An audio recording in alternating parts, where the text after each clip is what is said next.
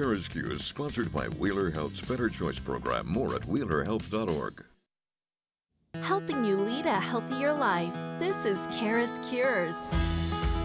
Hi, everyone. Welcome to the CURES TV show and podcast. I'm Kara Sundlin. This is where we discuss the cutting edge of wellness with thought leaders from around the world and talking about the political tensions in America as we come a little closer to elections this fall. Certainly, tension is at an all-time high. A New York Times bestselling author, Dr. Warren Ferrell, is a seasoned couples coach. He's actually coached thousands of couples. He's also been chosen by the Financial Times of London as one of the world's top 100 thought leaders. He's joining us to talk about his groundbreaking method to transform political conflict with your loved ones. And he also has his new book coming out, which is Role Mate to Soulmate: The 7 Secrets to Lifelong Love. So I want to welcome Dr. Farrell for being here. Thank you so much. I'm looking forward to talking to you. So certainly we live in a polarizing time where politics has become so personal, especially with dating and marriages. Apparently it's your statistics that I have it's actually leading to less dating and marriages with a 60% drop since the 70s. Is that true? That's true. And the big problem is, the first job of the Role Mate to Soulmate workshop that led to this book was to get men and women to be able, or really couples, which gay couples as well, to be able to hear each other in a way that is that the person who's feeling a concern, like, often feels that they have to walk on eggshells and wait for just the right moment. And I have people do a caring and sharing time where they set aside time where they can, before they hear their partner's concern, which they often interpret as a criticism, they meditate into an altered state, because it's biologically natural to be defensive when somebody criticizes you, because historically, if we heard criticism, it was potentially an enemy. And the fear was that the enemy would kill us. And so it was made sense to get up our defenses. That was functional for survival. It's just dysfunctional for love. So the first thing I do is teach couples how to set aside a separate time where, before they do the natural thing, which is become defensive, they alter their natural state by meditating into a series of mindsets. Like, for example, one mindset will be the love guarantee, where they say that no matter what if I provide a safe environment for my partner to say anything that she or he wishes to in whatever way they wish to, even if it's not my way of looking at that issue, if I provide that safe environment, my partner will feel more secure. And if they feel more secure when they talk to me, they'll feel more loved by me. And if they feel more loved by me, they'll feel more loved for me. And so that becomes the starting process of that. And then I teach people how, once they are able to hear each other, how to apply that to family members who may have very different political perspectives than they have. Yeah, so let's back up, and we got the problem, and then I do want to talk about some of the solutions, but I also want to I think that, is it wrong to say this is a newer revelation? I can remember it's lots of times when, say, I was growing up and generations before that, you might have spouses who disagree about politics. Sometimes you might have had a Republican and a Democrat in a marriage, but now half of U.S. college students who are expected to graduate in 2025, they say, are unwilling to room with someone who supported their opposing presidential candidate in 2020. So how did we get to the point we won't talk to each other if they think differently than us? We've really come to demonize the other people from a different political party in a way that's much more dramatic than it ever has been in recent U.S. history, at least. And so it's almost like a civil war mentality. And so, and this is sad because, we're just finishing summer and people are oftentimes visiting their family at summer, and the desire in visiting family is to become closer and more loving toward each other. But you hear somebody in your family is supporting Trump, and somebody in your family is supporting somebody to the left of Kamala Harris, and they both see each other as the enemy. And so what I work with couples to do that have these different political opinions is to instead of seeing them as the enemy, is to first make a deal with them that they'll both hear each other out and they'll both appreciate each other first. So you start out saying, so let's say it's you and I talking, and we're family members, and one of us is, that we're in different political perspectives. The first thing that I do is appreciate you. So I mean, even in just sort of a quick glance of you, I can see that you're warm. I can see that you're open. I can see that you're inquisitive. And so I would say something like that to you. And so your defenses begin to minimize because you see that I see you as a person who is a good human being. And then my next step is to make sure that after I appreciate you very specifically, is to make sure that I let you know that the fact that we differ also means that you care. Your opinions are strong, and therefore I know that you care. I also see that you're not apathetic. And what a democracy is really built on is somebody who cares, who's not apathetic, not people who are apathetic. And so I'm immediately acknowledging that you are somebody who really is contributing in a positive way to a democracy, even if our outcomes in the beliefs are very different. And then I ask people to see the virtue. Let's say one of us is very feminist in orientation, and the other one is feels that feminism has gone way too far. So if I'm the person that feels that feminism has gone way too far, and you're the person who's a feminist, I might say to you, so the virtue that I see in what you're doing is that you want women to be empowered. You want women to not be victims. You want women to be able to play in sports. You want women to be able to do what they wish to do, what inside of them they know that they can do, and not to be restricted and told, no, you're a girl who's going to become a woman and you're just going to be a homemaker. And that was really and I want you to be able to play in team sports. I want you to learn how to lose through team sports and win. And so so now I'm sharing with you the virtues I see in feminism before I maybe articulate ultimately what I see as some of the vices of feminism gone too far and becoming anti-male or whatever else you think it has become in recent years, or victim oriented.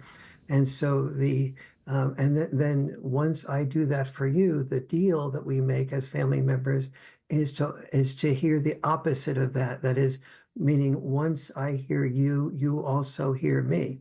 However, if you have somebody in your family that's so oriented toward one party or the other, and they aren't willing to do that back for you, you have what I call alone power, is the ability to do that alone with your family members, so that they see that they have been heard by you, and that therefore they can talk without you seeing them as being the devil. Yeah. So basically, let's just, for our viewers, kind of repeat what you just said. I know you've counseled thousands of folks who might have the luxury of sitting with you, but it starts with really seeing someone, showing some appreciation. And the reason we're talking about this is more and more people, you say, are actually getting divorced over politics than you've ever seen before. Yes, and that's just part of the situation, meaning that the divorce over the politics is the divorce over not being heard, not being seen by your partner.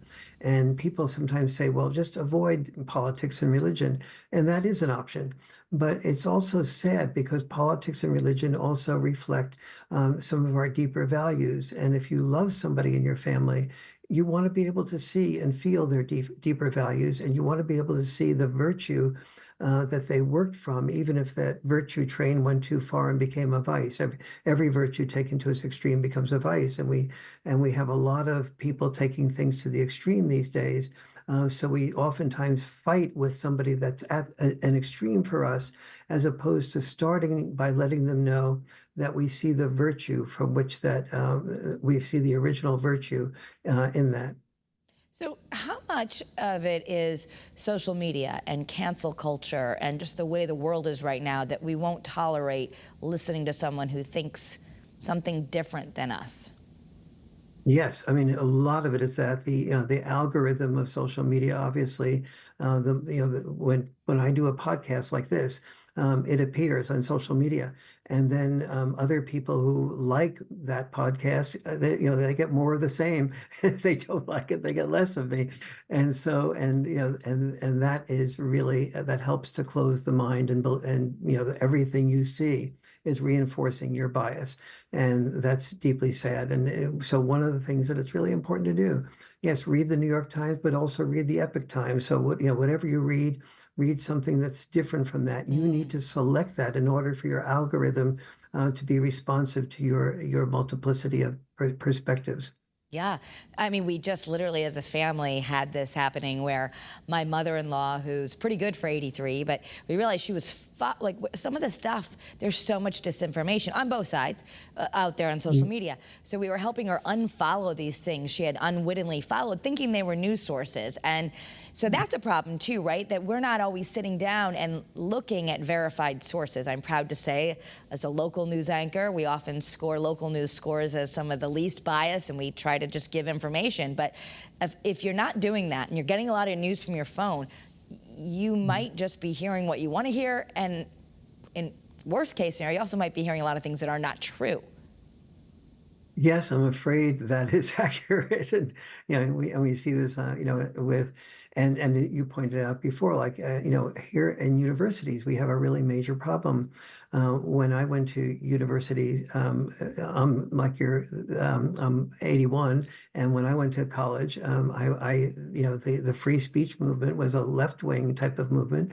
And there was Joseph McCarthy who was saying, don't ever, look at anything, say anything positive about communists, or you'll be a communist. And so things were reversed. Now you go to college, and the cancel culture is very deeply embedded in, if anybody is politically conservative, they should be canceled from the culture and not on campus. And that's the opposite of what a university should be. A university should be nourishing every political perspective, and saying our job is to know the process of deciding which of these perspectives are fact-based, which of these the facts are value-based, and what that every fact, that people often talk about things like I speak truth to power. Well, that's such a self-righteous stance. Nobody has the truth. Many people have perspectives on the truth, and we need to hear everybody's perspective on the truth, rather than the left calling themselves progressive. That's a self-righteous statement, which basically suggests that I'm progressive and you're regressive. The right calls themselves patriotic. That's a self-righteous statement, suggesting that I'm patriotic, and if you disagree with me, you're not patriotic. And so universities need to be the place where everybody can see all these perspectives. That's what an education is about. And it's deeply sad that the place in our life where we should be open to discovering many different perspectives is engaging in things like cancel culture or trigger warnings or safe havens. And that's making people more fragile and less prepared to be resilient and being able to handle the world in its multiple dimensions. Yeah. So let's do some free therapy here. The book obviously is called Role Mate to Soulmate, and I know you have 7 steps that we can really dig into. So the 7 Secrets to Lifelong Love by Dr. Warren Ferrell, excuse me. So Warren, tell me, if you're sitting there and let's say you're arguing with a loved one, it might be your spouse or it might be someone like an in-law, and we used to say don't talk about politics and religion, but sometimes things are getting passionate. Maybe you're at home, you're watching both conventions, something is said, whatever. But so how do we, what's step 1 when you see someone getting heated? Maybe you're not even the one getting heated, but you see someone boiling and there's about to be an argument, or you've stepped into an argument. How do we start to diffuse it? What would be step 1? The first step in hearing anyone or leaving anybody in your life feeling seen is that step of appreciating. So I'll give you an example. Most people know how to appreciate somebody, but let's say we're at Thanksgiving and somebody says, and I say my wife's a good cook, and she feels a little bit seen by that. But if I say, sweetie, how did you cook the turkey in such a way as to get it very crisp, the skin so crisp? I'm showing curiosity, and I'm letting her see that I see something more than just being a good cook. I actually saw that the skin on that turkey was crisp. And then I go deeper and I go, and I noticed you got the dressing so moist. How do you both, that which is just delicious. Oftentimes there's dried out dressing that you get at restaurants. Now she feels seen, that she's mastered both getting the skin crisp and that dressing moist. And then I say, the spicing also seemed very good. And then I try to guess at what the spices might be. Like, was that parsley or sage or rosemary or thyme or some other Simon and Garfunkel spice that you had in there? And so the deeper I go, and so what I train my couples to do is to be specific in their appreciation at least 7 levels. So that allows, and whether you do that in a political sense, like I was mentioning before, appreciating that you see the human being and you see that human being very specifically. So specific appreciations is the first secret to enroll mate to soulmate. The second secret is being able to handle personal criticism without becoming defensive. And because it's biologically unnatural, as I mentioned before, to do that. So how do we do that? You feel yourself feeling very worn, like, I can't believe they just, said that to me. I'm feeling so angry right now. And we have to be able to handle personal criticism, which can be quite sharp. How do we do that? What do we do so we don't continue the flying off the handle? The first thing I ask couples to do is to do a caring and sharing time every single week. Okay. And that caring and sharing time means that before they hear their partner's criticism or concern, they meditate into an altered state. That first part of that altered state is being able to say that love guarantee that I mentioned before. And I have every couple in my workshop sit opposite each other and answer this question. They say, if your partner is about to be killed, and let's say in a drown or in a car accident, and you knew with 100% certainty that you could save his or her life, would you? But you'd have a 50% chance of risking your own life. Would you do it? Not do it? Or you're uncertain? And I have them eliminate the consideration of children. And so about 90% of the men say that they would have take a 50% chance of losing their own life to save their partner's life. About 80% of the women say the same thing. So then their first meditation before they hear their partner's concern is to say, well, if I'll die for you, the least I can do is listen to you. And that puts listening to your partner's different perspective in a very different position. And so I have them go through 6 mindsets like that before they hear their partner's criticism.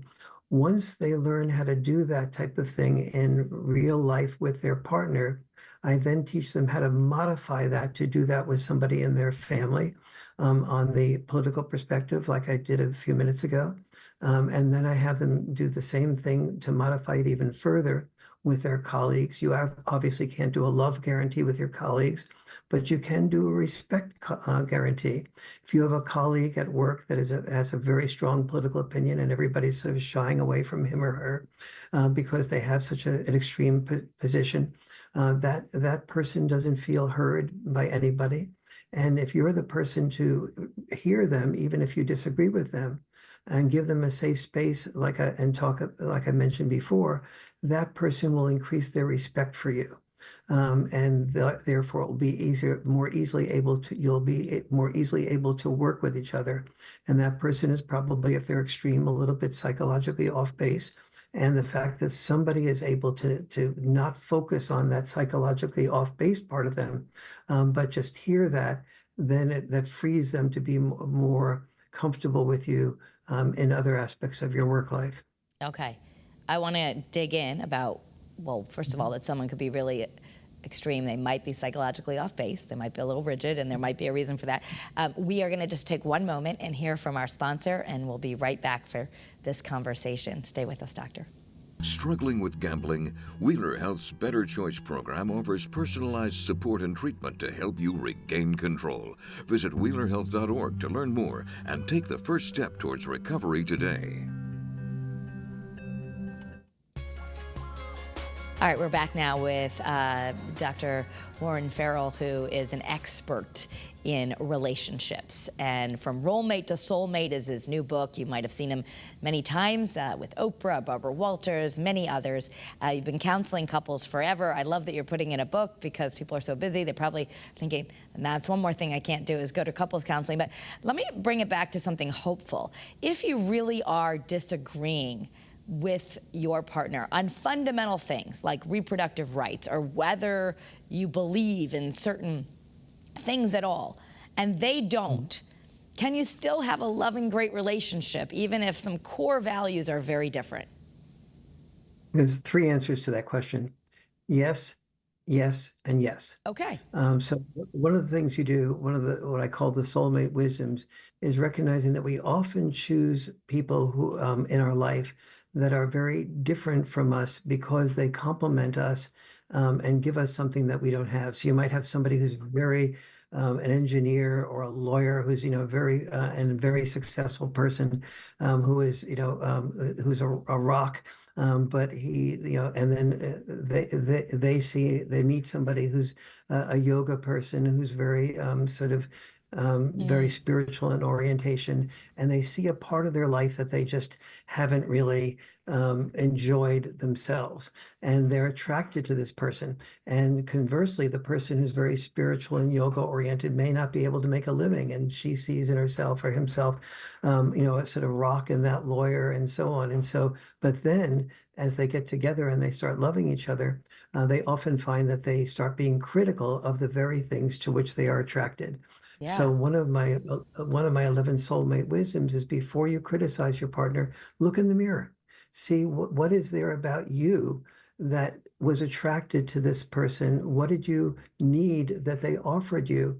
And so when you hear their perspective, their way of looking at the world, it may disagree with yours, but it also may, if that person feels heard, even if you disagree with them, and seen and valued for what they really for what they do bring to the world, oftentimes they can be very compatible with each other, knowing that they complement each other, and that listening to each other's perspectives rather than criticizing them for the perspective that they have can leave them both having perspectives that work together. My wife and I are opposites attract.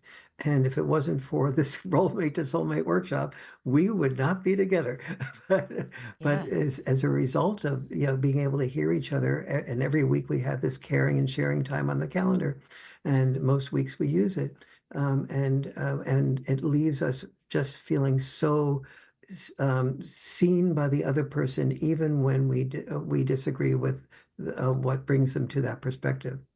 It reminds me of another interview that I did about healthy marriages with the group Marriage 365. And similar, they said, now, for all of us who are running around with kids and we're spending so much time just worrying about how to get from A to B and what needs to get done, that you might not always have enough time for caring and sharing. So they suggested that also, so whatever you're going to do with this, maybe you do both, but a marital business meeting where you kind of lay out the week, get all that stuff, so at least you can be caring to each other. So you're both saying the same thing, and that we need to set aside some time to actually, the intention would be, I'm just here to see you and listen to you. I'm here to do the minutia also, so we don't have to do that every single day. And if we don't do that, we kind of don't leave room in our life for a healthy relationship, or there can be too much criticism.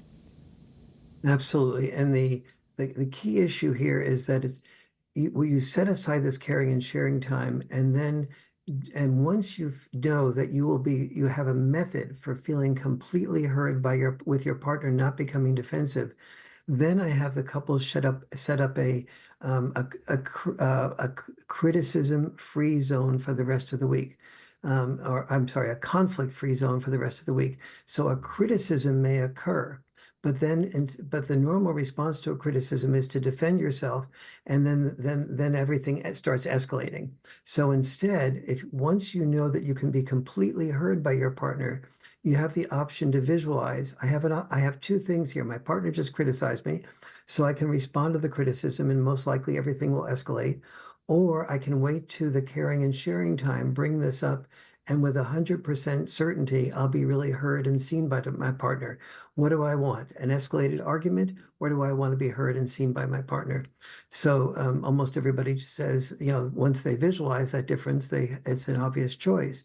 But then there's more subtleties than that. I then ask people to do journaling.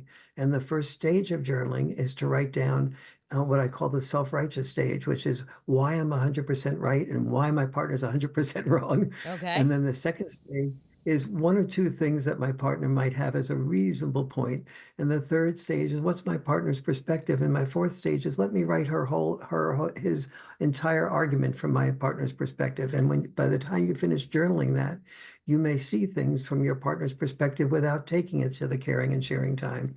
And so, but at the end of the week, you take the thing that's bugging you the most, and you bring only that one thing up. It's important to not flood the caring and sharing time with a whole bunch of complaints, but just one concern. One complaint at a time. Yes. And I find that once people know that they have a time for my loved one to feel that I know with 100% certainty, my partner will work at it until she sees or he sees my perspective, even if they disagree with that perspective, then that gives you an internal security that helps take you through that conflict-free zone during the week. Well, we're down to our final 2 minutes, so I do want to leave people with hope. Number one, I know that the divorce rates are way up. Your research is showing sometimes it is because of politics, but that it doesn't have to be. We can actually, someone could be really passionate about Kamala Harris, someone could be really passionate about Donald Trump, and they can be married and have a completely happy marriage if they do things right. Yeah, and doing things right means that you are really hearing, I feel that Donald Trump is special because he's representing all the people that haven't been represented for X number of years. And I feel that Kamala Harris is really wonderful because she has, she gives me hope, she gives me joy, she gives me ways of, feeling that she values things that I care about, like climate change and so on. And so you both say, all right, we both see the values of both of them differently. But there's no reason that has to interfere with how we raise our children, which is to keep open-minded to both. And in fact, the fact that one of us thinks one way and the other thinks the other way means we're going to be introducing our children to multiple perspectives rather than just having an ideology that makes them feel rigid. And so that's an example of the type of gift that differences can gift us with as a couple and as a family.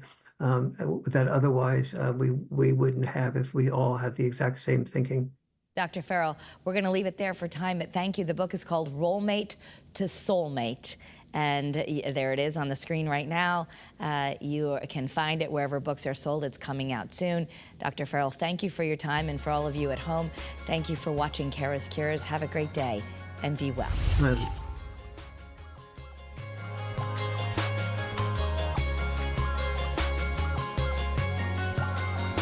CURES is sponsored by Wheeler Health's Better Choice program. More at wheelerhealth.org.